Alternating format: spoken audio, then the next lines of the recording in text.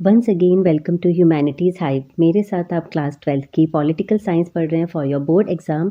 और contemporary world politics complete होने के बाद इंडियन पॉलिटिक्स स्टार्ट की है, जिसमें हमने चैप्टर 4 स्टार्ट किया था, इंडियाज़ एक्सटर्नल रिलेशंस।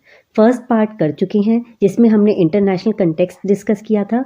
और आज हम करेंगे the policy of non alignment. Very important topic.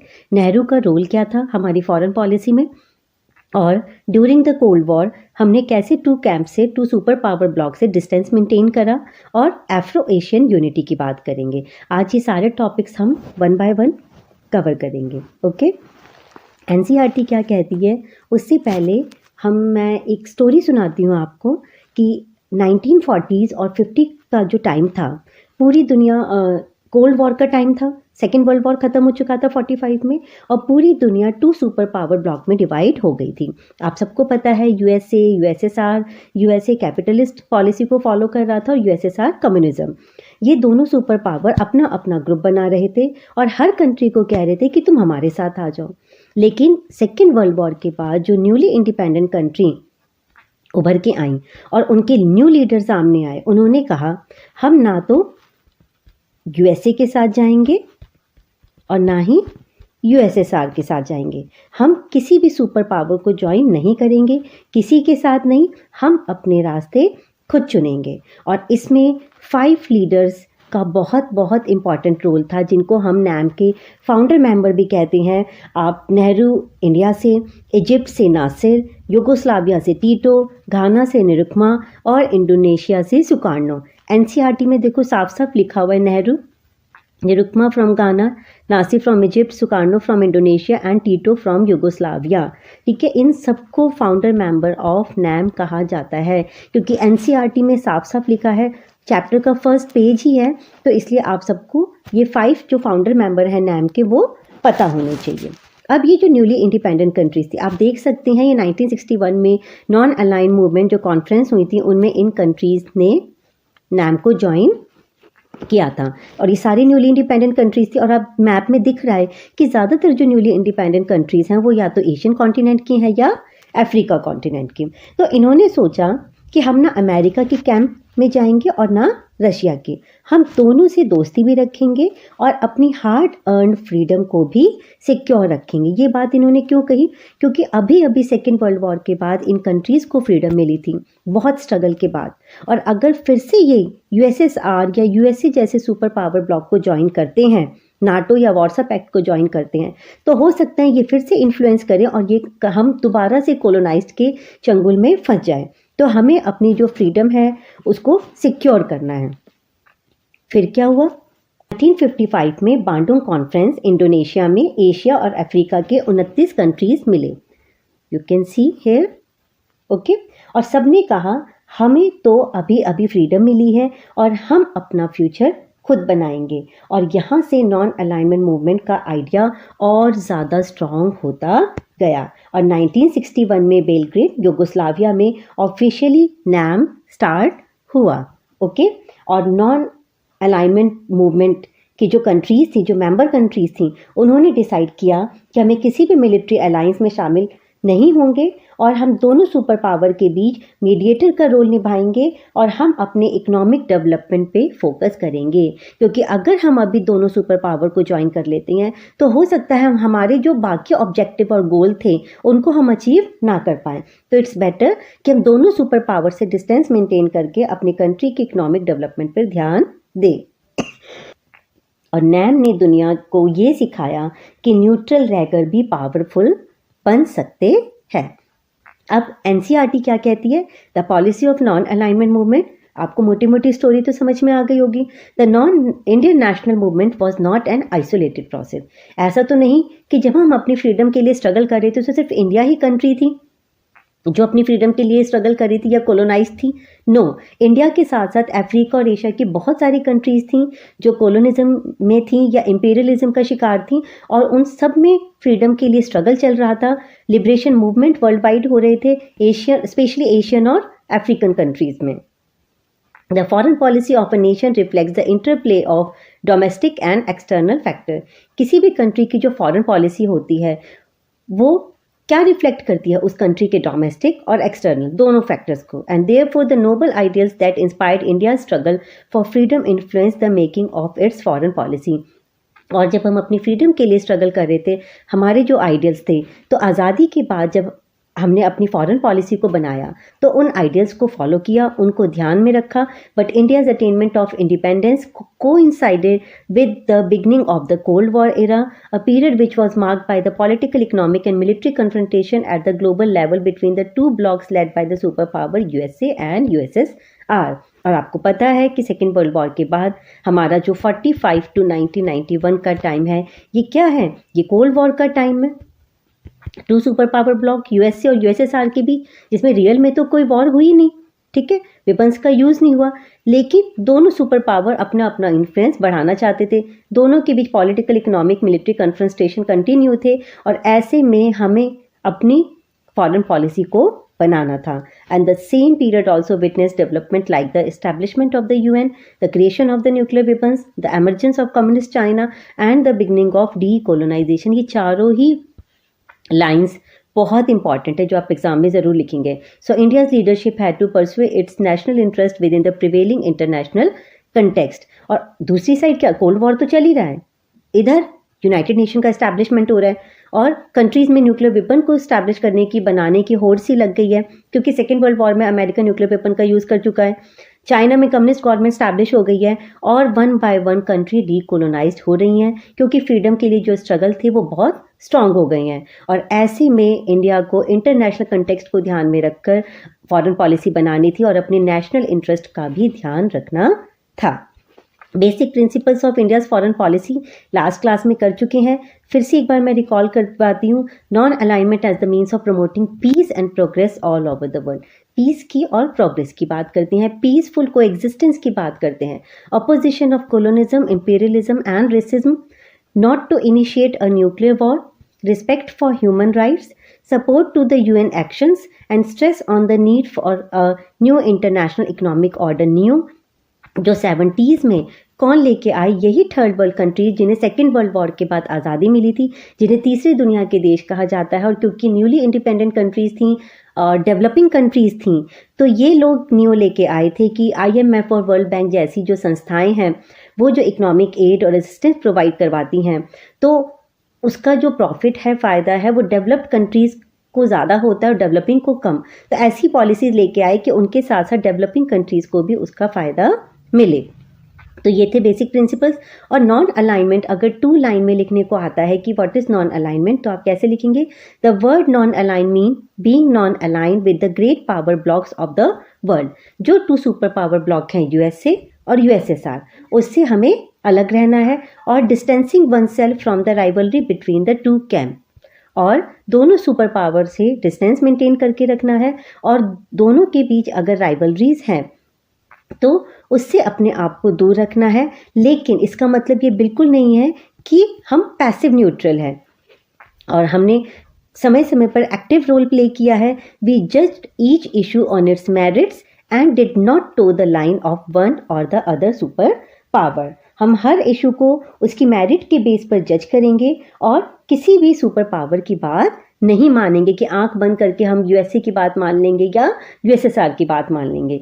ठीक है, चलो उसके बाद आता है नेक्स्ट टॉपिक आपका नेहरू रोल। नेहरू का बहुत इंपॉर्टेंट रोल है हमारी फॉरेन पॉलिसी में, क्योंकि वो हमारे फर्स्ट प्राइम मिनिस्टर भी थे, हमारे फॉरेन मिनिस्टर भी थे और हमारे फॉरेन पॉलिसी का आर्किटेक्ट भी किसे कहा जाता है?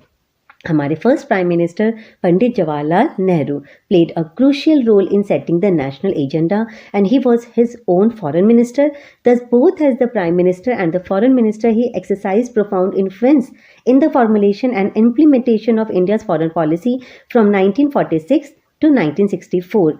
जब तक वो पीएम रहे, जब तक उनकी मृत्यु नहीं हुई, इंडियाज़ फॉरेन पॉलिसी के फॉर्मुलेशन और इम्प्लीमेंटेशन में नेहरू का इन्फ्लुएंस काफ़ी रहा है, क्योंकि वो हमारे प्राइम मिनिस्टर और फॉरेन मिनिस्टर दोनों की भूमिका निभा रहे थे। The 3 major objectives of Nehru foreign policy were to preserve the very important line hard earn sovereignty, protect territorial integrity and promote rapid economic development. ये 3 मेजर ऑब्जेक्टिव थे नेहरूज फॉरेन पॉलिसी के। Hard earn sovereignty, territorial integrity को protect करना है और economic development को promote करना है। और अगर हम किसी भी सुपर पावर को ज्वाइन करते हैं तो शायद हमारे जो ये ऑब्जेक्टिव है हम उनको उतने इफेक्टिव तरीके से अचीव नहीं कर पाएंगे। And Nehru wish to achieve these objective through the strategy of non-alignment. And there were, of course, parties and groups in the country that believed that India should be more friendly with the bloc led by the US because that bloc claimed to be pro-democracy. But Nehru possessed considerable leeway in formulating foreign policy. But ऐसा तो नहीं कि अगर नेहरू की जो सोच है या जो उनकी जो आइडियोलॉजी है वही सारे लीडर्स और पार्टीज़ की हो। बहुत सारी पार्टीज़ और बहुत सारे लीडर ऐसे थे जो नेहरू की नॉन अलाइनमेंट जो पॉलिसी थी उससे खुश नहीं थे। वो चाहते थे कि हमें यूएस के ब्लॉक को ज्वाइन करना चाहिए क्योंकि उनकी जो पॉलिसी है वो कैपिटलिज्म को फॉलो करती है और प्रो डेमोक्रेसी है। बट नेहरू जो फॉरेन मिनिस्टर थे और दोनों की भूमिका निभा रहे थे, तो उन्होंने फॉरेन पॉलिसी को बनाते समय उन बातों पर ध्यान दिया जो उस समय देश के लिए ज़रूरी थी, ना कि पार्टीज़ और लीडर की बातों पर। क्लियर? तो यहाँ पे ये नेहरू का रोल है, छोटा सा टॉपिक है। और उसके बाद आता है how India distance herself from the two camps. India ने दोनों सुपर पावर मतलब यूएसए और यूएसएसआर उन टू कैंप से अपने आप को कैसे दूर रखा। The foreign policy of independent, दूर रखने का मतलब ये नहीं कि हमारे उन कंट्री से रिलेशन नहीं थे, समय समय पर उन्होंने हमें इकोनॉमिक एड प्रोवाइड करवाई, असिस्टेंट प्रोवाइड करवाई। The foreign policy of independent India pursued the dream of a peaceful world by advocating the policy of non alignment. हम एक पीसफुल वर्ल्ड की कल्पना करते हैं, बात करते हैं with the policy of non alignment by reducing cold war tensions and by contributing human resources to the UN peacekeeping operations.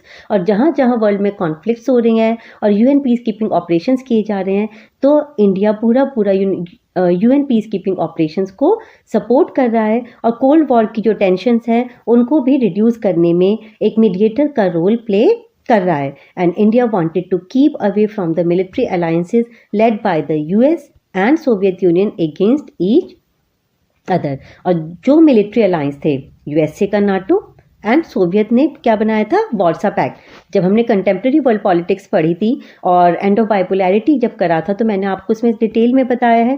NATO 1949, Warsaw आपका 1955 में बना। ये दोनों क्या थे, मिलिट्री अलायंस थे। वो सब हम क्या है मिलिट्री अलायंस वो सब आप करके आए हैं, ठीक है। इसमें क्या हुआ था, जो ईस्टर्न यूरोप वाली कंट्रीज थी वो उन्होंने किसको फॉलो किया, वार्सा को। और जो वेस्टर्न यूरोप वाली कंट्रीज थी वो किसकी फॉलोअर बन गई, यूएसए के। उन्होंने नाटो को ज्वाइन कर लिया, ठीक है। तो ऐसे में इंडिया ने अपने आप को दोनों जो मिलिट्री अलायंस थे उनसे अपने आप को दूर रखा। And India advocated non alignment as the ideal foreign policy approach. और इंडिया ने क्या अडॉप्ट किया, non alignment. And this was a difficult balancing act and sometimes the balance did not appear perfect. अब जो लाइन्स आएंगी दो बहुत important है, ठीक है। बहुत डिफिकल्ट था दोनों मिलिट्री अलायंस से, दोनों सुपर पावर से अपने आप को दूर रखना इन 1956। और कई बार ये बैलेंस परफेक्ट भी नहीं दिखा। कैसे, ये एग्जांपल देखो। In 1956 when Britain attacked Egypt over the Suez canal issue, India led the world protest against this new colonial invasion. Suez canal issue क्या था, 1956 में स्वेज कैनल इशू तब शुरू हुआ जब इजिप्ट के प्रेसिडेंट नासिर ने स्वेज कैनल का नेशनलाइजेशन किया और जिस पर पहले ब्रिटेन और फ्रांस का कंट्रोल था। और ये कंट्रीज़ इस पर अपना कंट्रोल बनाए रखना चाहती थी और इसलिए इन कंट्रीज़ ने अटैक शुरू कर दिया, इन्वेजन शुरू कर दिया। किसने, ब्रिटेन ने, फ्रांस ने, इजराइल ने। बट यूएसए और यूएसएसआर के प्रेशर से इन्होंने अपनी फोर्स को विड्रॉ किया और इंडिया ने इस इन्वेजन का खुलकर कंडेमनेशन किया। और यूनाइटेड नेशन के भी इंटरफेयर से ये जो कंट्रीज़ थी जिन्होंने फोर्स अपनी यहाँ पे डिप्लॉय करी थी, ब्रिटेन, फ्रांस और इजराइल ने, उन्होंने अपनी फोर्स को, ट्रूप्स को वहाँ से विड्रॉ किया। तो यहाँ पे इंडिया ने एक फेयर इंटरफेयर किया। But in the same year when the USSR invaded Hungary, जब यूएसएसआर ने हंगरी में इन्वेजन किया, India did not join it's public condemnation. तो इंडिया खुल के नहीं बोला और इंडिया ने यूएसएसआर के हंगरी में इन्वेजन को खुल के क्रिटिसाइज नहीं किया। तो यहाँ पे हम कह सकते हैं कि India's policy of non alignment was criticised for being inconsistent and unprincipled. ये स्टेटमेंट उठा के क्वेश्चन बनता है तो फिर आप उसमें ये लाइंस ज़रूर ऐड करेंगे, okay. While India was trying to convince the other developing countries about the policy of non-alignment, Pakistan joined the US military alliance. और ऐसे में जब हम नॉन अलाइनमेंट को अदर कंट्रीज को फोर्स कर रहे हैं कि हाँ नॉन अलाइनमेंट को ज्वाइन करना चाहिए, ऐसे में पाकिस्तान किसको ज्वाइन करता है? नाटो को. And the US was not happy about India's independent initiatives and the policy of non alignment. और क्या अमेरिका इससे हैप्पी होगा? बिल्कुल भी नहीं, क्योंकि वो तो चाहता था कि उसका इन्फ्लुएंस बढ़े. और इंडिया और जो न्यूली इंडिपेंडेंट कंट्रीज है उन्होंने अपनी एक अलग संस्था बना ली अपने देश के विकास के लिए, और वो क्या थी? Non alignment movement. Okay, and despite such expectations, by and large India judged each international issue on its merit and could get economic assistance from both the superpower bloc.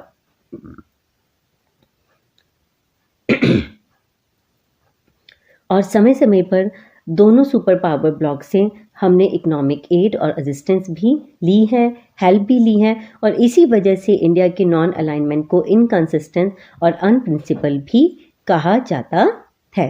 तो यहाँ पे आपका ये क्वेश्चन भी कंप्लीट हो गया, और आपका जो टॉपिक है how India distance herself from the two camp, ये भी हो गया. क्वेश्चन कैसे भी मोल्ड करके आ सकते हैं, या तो आपको स्टेटमेंट उठा के दे देंगे या स्ट्रेट फॉरवर्ड वैसे पूछ लेंगे. ओके, अब आता है next topic, Afro Asian unity. नाम क्या था? एफ्रो एशियन यूनिटी को ही तो रिप्रेजेंट कर रहा था. Yet given its size, location and power potential, Nehru envisaged a major role for India in world affairs and specially in Asian affair. और नेहरू का रोल जो था एशियन कंट्री को यूनाइट करने में बहुत इंपॉर्टेंट रोल प्ले किया. And his era was marked by the establishment of contacts between India and other newly independent states in Asia and Africa. और नेहरू जी ने एशिया और अफ्रीका की जितनी भी न्यूली इंडिपेंडेंट कंट्रीज थी या जो फ्रीडम के लिए स्ट्रगल कर रही थी, उनको एक साथ लाने में बहुत ही मेजर रोल प्ले किया. And through out the 1940s and 50s, जब हम आज़ादी के लिए संघर्ष कर रहे थे, Nehru had been an ardent advocate of Asian unity. और एशियन यूनिटी के वो कट्टर समर्थक थे. And under his leadership India convened the Asian relations conference in March 1947, 5 months ahead of attaining its independence. जब हमें आज़ादी नहीं भी मिली थी उससे 5 महीने पहले ही एशियन रिलेशन कॉन्फ्रेंस हुई मार्च 1947 में. And India was a staunch supporter of the decolonisation process and firmly oppose racism, specially apartheid in South Africa. और कट्टर समर्थक थे किसके? डीकोलोनाइजेशन के. तभी तो वो हम सब एक साथ आए, क्योंकि हम सबकी जो समस्या थी, हम सब आज़ादी के लिए संघर्ष कर रहे थे. And the Afro Asian conference held in the Indonesia city of Bandung in 1955, commonly known as the Bandung conference. Very important lines, ठीक है, यहाँ से MCQ बन सकता है, 2 marks का क्वेश्चन बन सकता है. उसके बाद conference and marked the zenith of India's engagement with the newly independent Asian and African countries. And the Bandung Conference later led to the establishment of the NAM. और यहीं से NAM की establishment की शुरुआत हुई. और NAM का जो फर्स्ट सबमिट हुआ था वो हुआ था बेलग्रेड में इन September 1961. And Nehru was a co-founder of the NAM. और नेहरू जी के साथ साथ 5 कौन से को-फाउंडर बताए मैंने आपको? आपके निरुपमा घाना से, Nasser from Egypt, Sukarno from Indonesia and Tito from Yugoslavia. तो यहाँ पे आपका ये टॉपिक कंप्लीट होता है.